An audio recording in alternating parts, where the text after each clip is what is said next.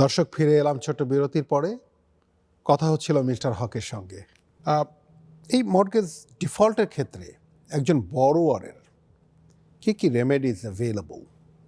চমৎকার প্রশ্ন। মর্টগেজেস অ্যাক্ট আমাদেরকে বেশ কিছু অধিকার দেয়। যদিও এটা মর্টগেজিকে মনে হয় আপাত দৃষ্টিতে যে মর্টগেজিকে প্রোটেকশন দিচ্ছে, কথা সত্য। এটা মর্টগেজরদেরকেও, আবার আমরা যারা বাড়ির মালিক অথবা টাকা ধার নিয়েছি বাড়ির মালিকানার জন্যে, তাদেরকেও একগাদা অধিকার দেয়। এর মধ্যে একটা গুরুত্বপূর্ণ অধিকার হলো যে আমাদের নোটিশ পাওয়ার জন্যে। ওই যে মর্টগেজি হুইমজিক্যালি বাড়িটা বিক্রি করে দিল, লিস্ট করে দিল, হঠাৎ করে বলে বসলো বাড়িটাতে আমি বিক্রি করে দিয়েছি, এগুলো যাতে না ঘটে। এবং আরও গুরুত্বপূর্ণ এবং প্রায় কমনলি উঠে আসে বিষয়টা, সেটা হচ্ছে মর্টগেজি যাতে তার ইচ্ছামতো বিভিন্ন ধরনের ফি ইম্পোজ করতে না পারে, এই জন্যে মর্টগেজেস অ্যাক্ট আবার বিভিন্ন ধরনের অধিকার দেয়।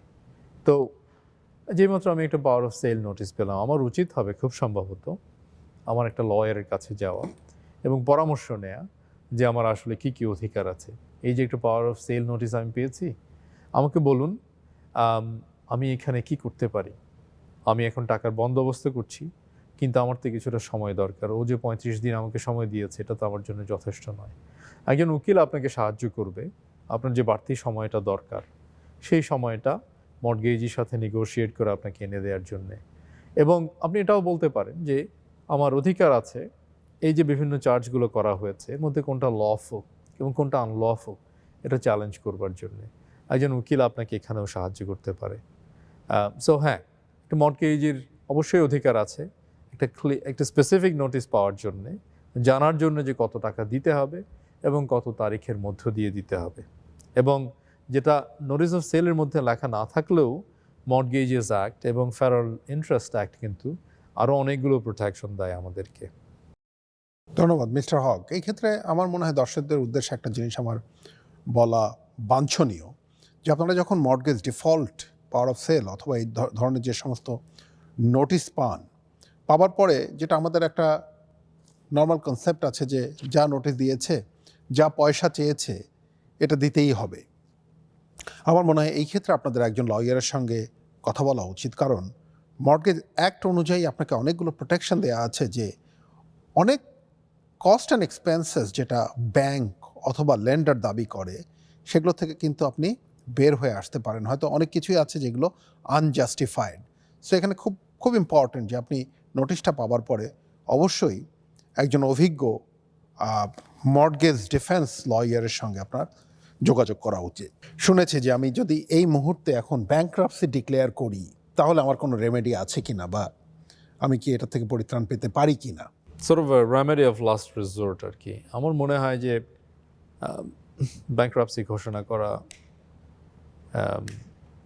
আমি মর্টগেজ ডিফল্ট করলে আমাকে ব্যাংক্রাপসিতে যেতে হবে, এটার কোনো কারণ নেই, কোনো যৌক্তিক কারণ নেই আর কি। আমার কি করা উচিত? লেটস সে আমি একটা পরিস্থিতি নিজেকে খুঁজে পেলাম যে মর্টগেজটা ডিফল্ট করেছি এবং আমি কোনো রিজনেবল প্রসপেক্ট দেখতে পাচ্ছি না যে আমি এটাকে গুড স্ট্যান্ডিংয়ে নিয়ে আসতে পারবো, এবং মর্টগেজিও আমার সাথে সহযোগিতা করছে না, আমি কারো কাছ থেকে টাকাও ধার করতে পারছি না। এই পরিস্থিতিটাকে একটা ভালো জায়গায় নিয়ে আসতে কি করা উচিত? আমার উচিত 1 নম্বর লয়ারের কাছে যাওয়া এবং কিছু পরামর্শ নেওয়া। এবং একটা লয়ার আপনার অধিকার সম্পর্কে আপনাকে ধারণা দেওয়ার সাথে সাথে আপনাকে কিন্তু মর্টগেজির সাথে আলোচনার মাধ্যমে একটা ভালো সমাধানও দিতে পারে। অনেক সময় বলতে গেলে প্রায় সব সময় সে আপনাকে সময় এনে দিতে পারে। সে আপনাকে কিছু টাকা পয়সা, হয়তো ওই যে সমস্ত ফিগুলো এক্সাক্ট করবার চেষ্টা করছে মর্টগেজি, এবং এগুলো সবই রিজনেবল ফিও হতে পারে, কিন্তু তারপরেও আপনার পক্ষ হয়ে হয়তো একটা আলোচনার মাধ্যমে আপনার অনুরোধ করতে পারে যে আমাকে কিছু টাকা ছাড় দিন। এবং ফাইন্যান্সিয়াল ইনস্টিটিউশনগুলো কিন্তু রুটিনলি ছাড়ও দেয় আবার। আচ্ছা, এখন কত টাকা ছাড় দেবে এটা বলা মুশকিল, বাট সো এটা একটা ভালো কারণ হতে পারে একটা লয়ারের সাথে ডিসকাস করা। আচ্ছা, কিন্তু আপনার প্রশ্নের কাছে ফেরত গিয়ে বলছি যে ব্যাংক্রাপসিতে যাওয়ার আগে অনেকগুলো পথ আছে।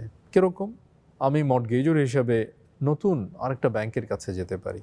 আমি হয়তো আমার একটা বন্ধুর কাছ থেকে কিছু টাকা ধার করে এনে এটাকে সাময়িকভাবে ভালো একটা জায়গায় নিয়ে গিয়ে এর মধ্যে চেষ্টা করতে পারি আমি আরেকটা মর্টগেজ আনতে পারি কি না। আচ্ছা, আমি আর কি করতে পারি? আমি মর্টগেজিকে প্রস্তাব দিতে পারি, আচ্ছা আমি কোনোভাবেই টাকা আনতে পারছি না, তুমি এক কাজ করো, বাড়িটা তো তুমি আমার কাছ থেকে নিয়ে বিক্রি করবা তাই না, এক কাজ করে আমি নিজেই বিক্রি করার চেষ্টা করি, দেখি। আমি বেশিরভাগ মর্টগেজই কিন্তু আপনাকে বাধা দেবে না, কেউ কেউ দেবে কিন্তু বেশিরভাগই দেবে না, কারণ আলটিমেটলি এটা তো আসলে একটা প্র্যাকটিক্যাল সমস্যা। সেই চাচ্ছে তার টাকাটা উদ্ধার করতে, আর আপনি চাচ্ছেন তার টাকাটা দিয়ে দিতে, আমি চাইছি তার টাকাটা দিয়ে দিতে তাকে। তো তাহলে এই প্রপোজালটার মধ্যে তো খারাপ কিছু নেই। তো যদি আমি বিক্রি করে দেই এবং তারপরে আমি একটা firm agreement of purchase and sale পেলাম, আমি কি করব? আমি এখন নিয়ে গিয়ে মর্টগেজিকে বললাম, এই আমি একটা ফার্ম এগ্রিমেন্ট পেয়েছি, তুমি এখন পাওয়ার অফ সেলটাকে স্টপ করো, যেহেতু তুমি দেখতে পাচ্ছ একটা ক্লোজিং ডেট আছে এবং ক্লোজিং ডেটে আলটিমেটলি তুমি তোমার সমস্ত টাকা পেয়ে আছো। এটা কিন্তু একটা সহজ পথ, ব্যাংক্রাপসিতে কেন আমাকে যেতে হবে? রাইট। এবং মর্টগেজ ডিফল্ট প্রসিডিং কিন্তু অটোমেটিকলি আপনার ক্রেডিট রেটিংয়ের মধ্যেও যাচ্ছে না। যদি ব্যাংক হয়ে থাকে, অন্য যে কোনো পেমেন্টের মতো ব্যাংক কী করে? ব্যাংক করবে কি, যেইমাত্র আপনি একটা মর্টগেজ পেমেন্ট ডিফল্ট করলেন, দ্বিতীয় মাসে বোধহয় দ্বিতীয়বার ডিফল্ট করার পর সে ক্রেডিট ব্যুরোর কাছে রিপোর্ট করা শুরু করবে, একটা মিসড পেমেন্ট, দুটো মিসড পেমেন্ট, তিনটা মিসড পেমেন্ট, এইভাবে আলটিমেটলি সেটাকে R8 পর্যন্ত বোধহয় অ্যাসকালেট করবে। মানে হলো আপনি কমপ্লিটলি ডিফল্ট করেছেন মর্টগেজটাকে এবং তাকে এটাকে এনফোর্স করতে হয়েছে। জাজমেন্ট যদি হয় হাউএভার, মর্টগেজ এনফোর্স করবার আরেকটা পথ হচ্ছে একটা প্রসিডিং শুরু করা কোর্টে গিয়ে, সেখান থেকে একটা জাজমেন্ট নেওয়া। এই জাজমেন্টগুলো আমি ঠিক জানি না এখানে মেকানিক্সটা কী, কিন্তু অনেক সময় এগুলো ক্রেডিট ব্যুরোর কাছে যায়, আবার অনেক সময় এটা ক্রেডিট ব্যুরোর কাছে যায় না। সো একটা জাজমেন্ট থাকাটা হয়তো কিছুটা কনসার্নের কারণ হতে পারে, কিন্তু আমি মনে করি যে ব্যাংক্রাপসির কথা কেন কাউকে চিন্তা করতে হবে আমি জানি না। মজার ব্যাপার হলো, গত বছরের আগে অবধি আমার জানা ছিল না, যেটা আপনি বললেন, যে কোনো জাজমেন্ট হলে এটা কিন্তু ক্রেডিট ব্যুরোর কাছে যায় এবং এটা কোর্টের সঙ্গে খুব সম্ভবত কোনো একটা মেকানিজম আছে যেটা ক্রেডিট ব্যুরোকে রিপোর্ট করে এবং পরবর্তীতে স্যাটিসফ্যাকশন বন্ড দিয়ে বোধহয় ওটাকে ক্লিয়ার করতে হয়, right, satisfaction piece. Anyway, so এখন আপনার কাছে আমার একটা প্রশ্ন আছে, যেটা আমরা মাঝে মাঝেই দেখি, যে আমার একটা প্রপার্টিতে দুটো মর্টগেজ আছে। আমার প্রথম mortgage royal bank of Canada, পরবর্তীতে আমি সেকেন্ড মর্টগেজ নিয়েছি একজন প্রাইভেট পার্সনের কাছে থেকে। প্রথম মর্টগেজ রয়্যাল ব্যাংক অফ কানাডার আমার ইন্টারেস্ট রেট ছিল 2.3% এবং সেকেন্ড মর্টগেজ যেটা নিয়েছি এটা 12% ইন্টারেস্ট রেট। আমি ফার্স্ট মর্টগেজটা ডিফল্ট করেছি আরবিসির সঙ্গে। সেকেন্ড মর্টগেজই যে সে আরবিসির মর্টগেজটাকে কিনে নিয়েছে, অর্থাৎ সে টেক ওভার করেছে আরবিসি মর্টগেজ পে আপ করে। যখন আমি পে আউট চাইলাম তখন কিন্তু আমাকে 12% ইন্টারেস্ট রেট অনুযায়ী আমাকে পে আউট স্টেটমেন্ট দেওয়া হলো, অলদো সেই মর্টগেজগুলো ছিল আমার 2.7% হিসেবে। এটা কি বোনাফাইড কিনা, এটা জাস্ট কিনা? এটা লফুল, জি। যারা মর্টগেজি আছে, আপনার পরিস্থিতি যাচ্ছে, এবং আমার ল্যান্ডে আমি কোল্যাটারাল হিসেবে একই ল্যান্ডটাকে 3টা মর্টগেজের জন্য ব্যবহার করেছি। মর্টগেজ ব্যবহার করছি, এটা লাইন অফ ক্রেডিট হতে পারে, ধরুন 3টা লোনের জন্য ব্যবহার করেছি।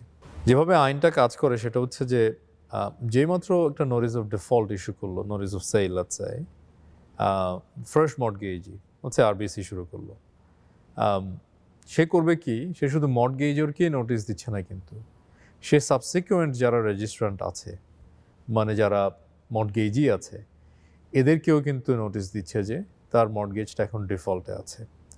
ডিফল্টটা একটা স্পেসিফিক রেসপন্সকে ট্রিগার করে, সেটা হলো এই সাবসিকুয়েন্ট মর্টগেজি এবং মর্টগেজর হিসেবে বাড়ির মালিক, এদের প্রত্যেকেরই এই প্রথম মর্টগেজটা যেটা ডিফল্টে আছে সেটাকে রিডিম করবার অধিকার জন্ম দেয়।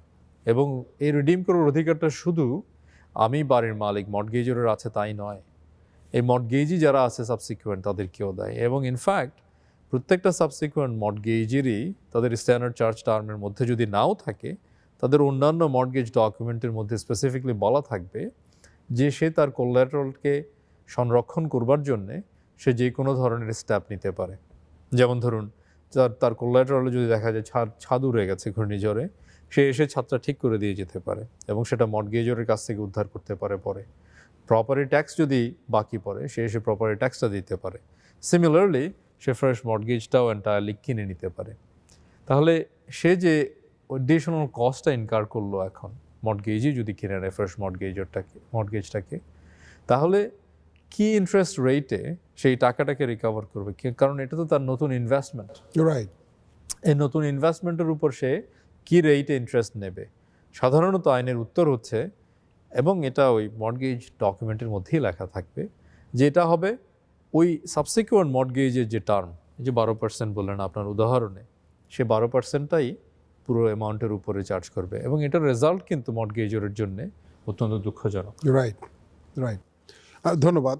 আমরা একদম অনুষ্ঠানের শেষ পর্যায়ে। আমার লাস্ট যে কোয়েশ্চেনটা আপনার কাছে, এই কথার মাঝে বললেন যে এই যে এনফোর্সমেন্টের যে প্রসিডিং, এটা ক্রেডিট ব্যুরোতে রিপোর্ট হয় কি না, আর যদি রিপোর্ট হয়ে থাকে এটা কতদিন পর্যন্ত এই রিপোর্টিংটা থাকে?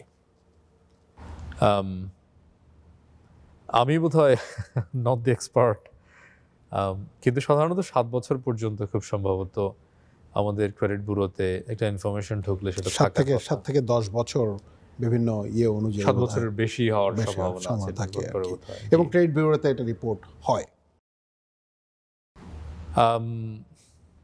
ডিফল্টের নেচারের উপর নির্ভর করছে। যদি ব্যাংক হয়ে থাকে তাহলে বোধহয় ধরে নেওয়া ভালো যে হ্যাঁ এটা রিপোর্টেড হবে। রাইট। অনেক প্রাইভেট লেন্ডার তারা এই ব্যাপারে অতটা ইন্টারেস্টেড না, ইনফ্যাক্ট তাদের সেই মেকানিজমটা নেই, আসলে তাদের খুব সম্ভবত নেই।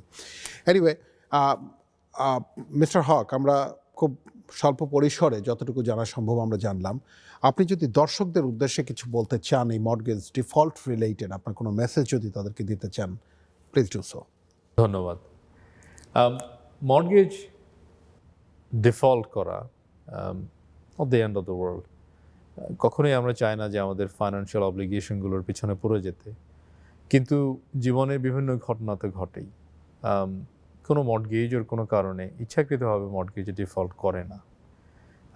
আমি হয়তো সেই জায়গায় পড়ে গেছি, ধরে নিন কেউ একজন পড়ে যেতেই পারে। আমি মনে করি আমাদের যেটা চিন্তা করার দরকার সেটা হচ্ছে একজন লয়ারের সাথে কথা বলা, ফাইন্যান্সিয়াল অ্যাডভাইজারের সাথে কথা বলা। আমার মর্টগেজটা যদি হয়ে থাকে আরবিসির সাথে, আরবিসিতে গিয়ে একজন রিপ্রেজেন্টেটিভের সাথে কথা বলা। কারণ সবসময় মনে রাখতে হবে একটা মর্টগেজ হচ্ছে একটা প্র্যাকটিক্যাল ফাইন্যান্সিয়াল অ্যারেঞ্জমেন্ট মাত্র। এখানে কারো কোনো আবেগ বা অন্য কারো কোনো ক্রোধ, কারো কোনো জাজমেন্ট, এগুলো সবই এক্সটার্নাল বিষয়, এগুলো নিয়ে চিন্তা করার কোনো দরকার নেই। বা আমার বন্ধু কী ভাবছে বা অন্য কেউ কী ভাবছে, এগুলো নিয়ে চিন্তা, হ্যাঁ মন খারাপ তো হতেই পারে, কিন্তু এগুলো প্রাইমারি বিষয় নয়। যেটা করা দরকার সেটা হচ্ছে মাথা ঠান্ডা রাখা এবং এই ফাইন্যান্সিয়াল পরিস্থিতি থেকে নিজেকে কিভাবে বের করে নিয়ে আসা যায়। এবং মর্টগেজি যে আছে সে কিন্তু আপনাকে সাহায্য করতেই চায়, সেও প্র্যাকটিক্যাল, তার নিজের কারণেই চায় মর্টগেজরকে সাহায্য করতে। সো আমার অ্যাডভাইস হবে একজন লয়ারের সাথে পরামর্শ নিন, একজন ফাইন্যান্সিয়াল অ্যাডভাইজারের পরামর্শ নিন এবং ঠান্ডা মাথায় চিন্তা করুন কি প্র্যাকটিক্যাল অ্যারেঞ্জমেন্টে পৌঁছানো যেতে পারে। আপনার অধিকার আছে, আপনার প্রচুর অধিকার আছে। ওই এগ্রিমেন্টও আপনাকে অধিকার দেয়, মর্টগেজেস অ্যাক্ট আপনাকে একগাদা অধিকার দেয়, ইন্টারেস্ট অ্যাক্ট যেটা আমাদের ফেডারেল লেজিসলেশন সেটাও আমাদেরকে একগাদা প্রোটেকশন দেয়। তো একজন লয়ারের সাথে কথা বললে, একজন ফাইন্যান্সিয়াল অ্যাডভাইজারের সাথে কথা বললে আমরা অনেক কিছু জানতে পারি, পরিস্থিতিটা ব্যাখ্যা করতে পারি এবং দেখা যাবে বেশিরভাগ ক্ষেত্রেই আসলে এটার হয়তো একটা সহজ সমাধান রয়ে গেছে হাতের কাছে, সেটা খুঁজে পাওয়া যায়। তো ধন্যবাদ আমাদের বক্তব্য শুনবার জন্যে। নন্দন টিভিকে অনেক ধন্যবাদ। জনাব সিনহা, আপনাকে অনেক ধন্যবাদ আমাকে কথা বলবার সুযোগ দেওয়ার জন্য। ধন্যবাদ। আমরা আবারও আসছি আপনার কাছে। দর্শক, আমরা এর আগেও বলেছি যে আমাদের এই অনুষ্ঠানটা একটা ইনফরমেশন শেয়ার করবার জন্য অনুষ্ঠান। এটা কোনো অর্থতেই এটা লিগ্যাল অ্যাডভাইস না। আপনারা এই মর্টগেজ ডিফল্ট এই ব্যাপারে যদি আপনাদের কোনো লিগ্যাল অ্যাডভাইসের দরকার হয়, আপনারা আপনাদের নিজস্ব লয়ার থাকলে তাদের সঙ্গে যোগাযোগ করবেন। আমাদের মাঝে মিস্টার হক আছেন, উনিও আপনাদেরকে সাহায্য করতে পারবেন। যদি এর ব্যাপারে কোনো প্রশ্ন থাকে আপনারা মিস্টার হকের সঙ্গে যোগাযোগ করতে পারেন এবং আমি আশা করি mister Haque will make himself available to answer all the questions. Mister Haque, আপনাকে অনেক ধন্যবাদ আমাদের এই অনুষ্ঠানে আসবার জন্যে। আমরা পরবর্তীতে যদি অন্য কোনো বিষয় আমাদের জানবার থাকে আমরা আপনাকে রিকোয়েস্ট করবো এবং আপনার বোধহয় আপনাকে আবারও পাবো। দর্শক, আমরা আজকে স্বল্প পরিসরে মর্টগেজ ডিফল্ট বিষয়ে জানলাম। হয়তো পরবর্তীতে আমরা আরও বিস্তারিত জানবার জন্যে আরেকটা অনুষ্ঠান করব। সেই পর্যন্ত সুস্থ থাকবেন, ভালো থাকবেন।